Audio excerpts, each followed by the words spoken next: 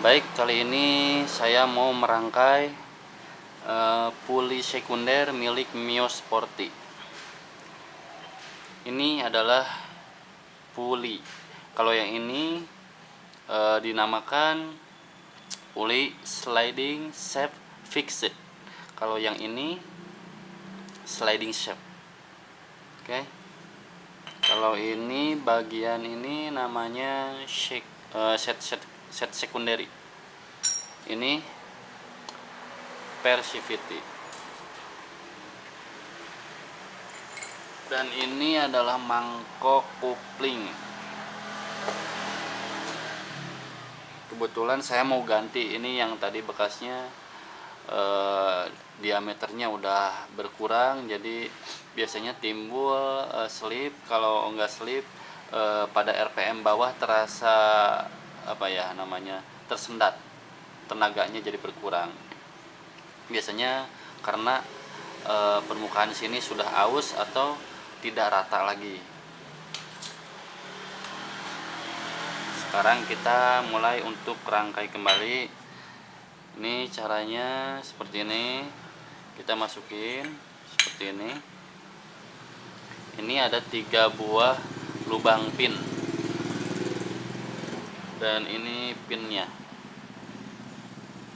Ini alur pin ini kalau yang udah jelek biasanya timbul coakan karena penggantian grease yang tidak rutin.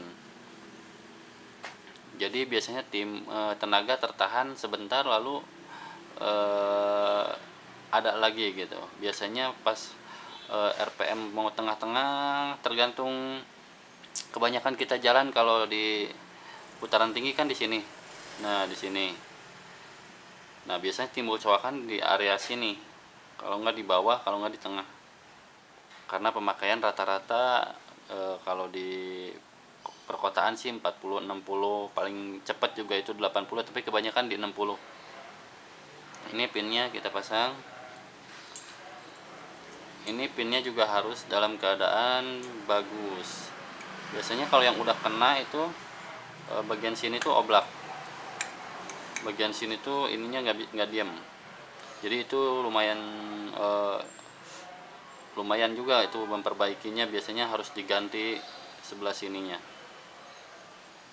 Oke, sekarang kita pasang tuh.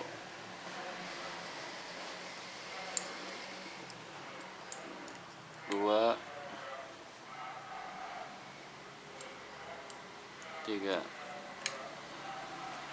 Nah, ini cara kerjanya seperti ini. Jadi naik turunnya ini harus lembut, dan kita kasih pelumas di sini, grease-nya di setiap celah, tapi jangan terlalu banyak, secukupnya aja. Seperti ini.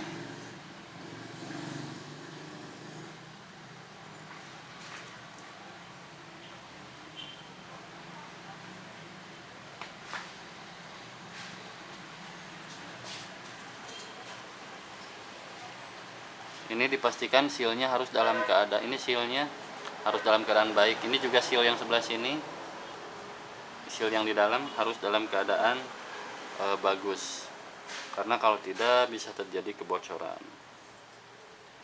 Untuk pemakaian grease sendiri itu biasanya saya 6 bulan sekali. Kalau enggak, ketika dirasa motornya sudah enggak lembut lagi gitu, saya biasanya langsung ganti aja.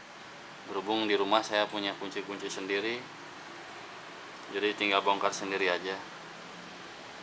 Untuk tadi pembongkarannya saya sudah bikin tutorial yang sebelumnya, bisa dicek. Ini sudah selesai. Nah, sekarang kita tutup pakai set sekunderinya. Ini set sekunderinya. Oke, sebentar saya pasang dulu, ini agak di bawah sedikit.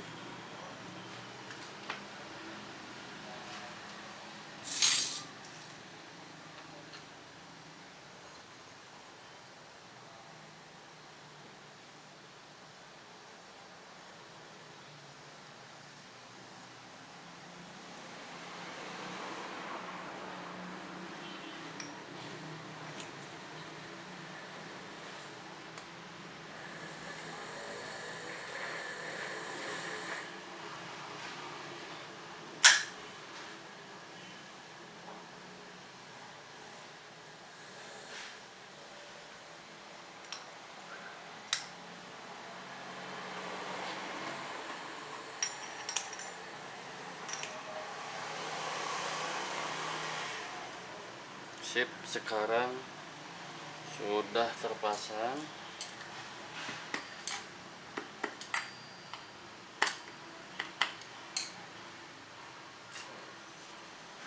Oke, sekarang sudah terpasang.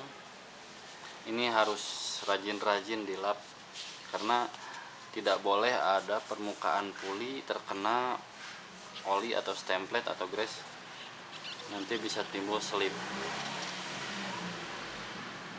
Nah, seperti ini.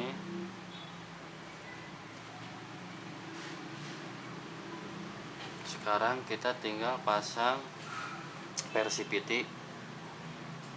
Ini pernya masukin sini, terus kita pasang kampas kupling. Ini dia kampas kuplingnya. Ini kalau pernya yang udah lemah itu bukaannya ini kan mekar, jadi waktu RPM di bawah dia diam begini.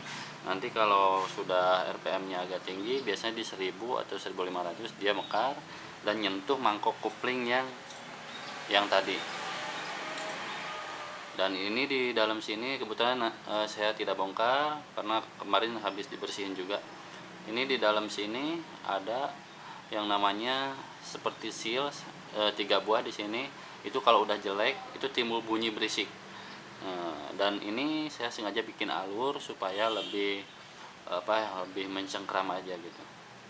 Karena kebetulan di sini kampasnya sudah agak lumayan lah, masih bisa dipakai tapi memang tidak baru. Sekarang kita pasang. Cara pasangnya seperti ini.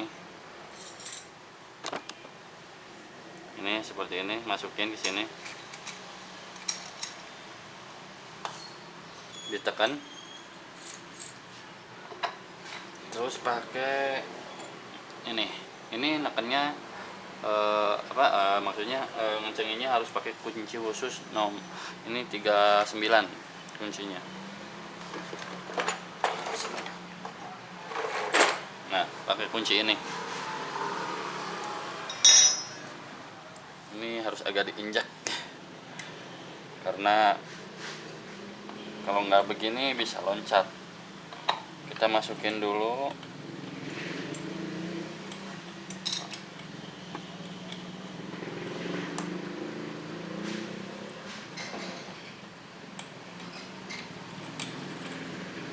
Ini harus hati-hati.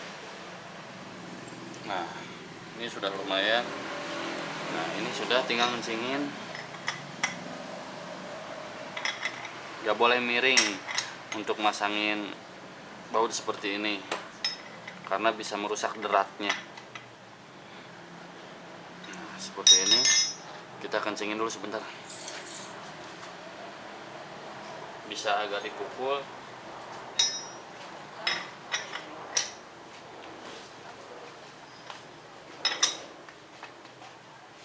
Kita cari ini paling.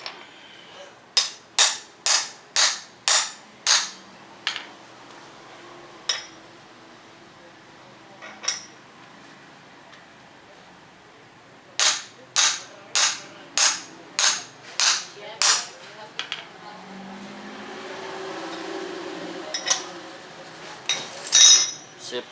Sekarang udah dikencingin, kita tinggal pasang lagi. Sebenarnya ini cukup mudah pemasangannya, cuma bongkarnya memang harus butuh teknik sedikit, soalnya nggak ada tracker. Bisa diganjel di bagian pelek. Kalau saya sih lebih cenderung ngencengin rem, kalau nggak minta bantuan supaya direm belakang.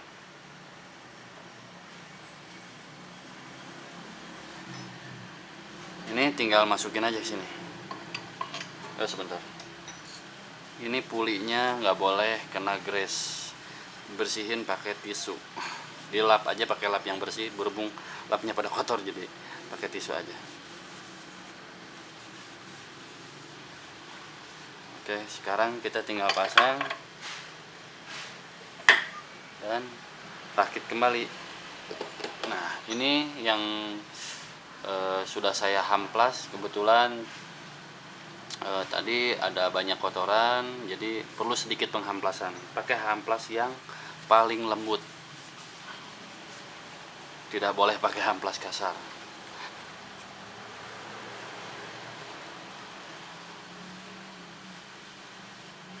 Nah, sekarang sudah bersih, kita pasang kembali seperti ini. Tinggal kasih mut, kencengin, kita kencengin, sudah selesai. Next kita lanjut ke bagian puli yang primer.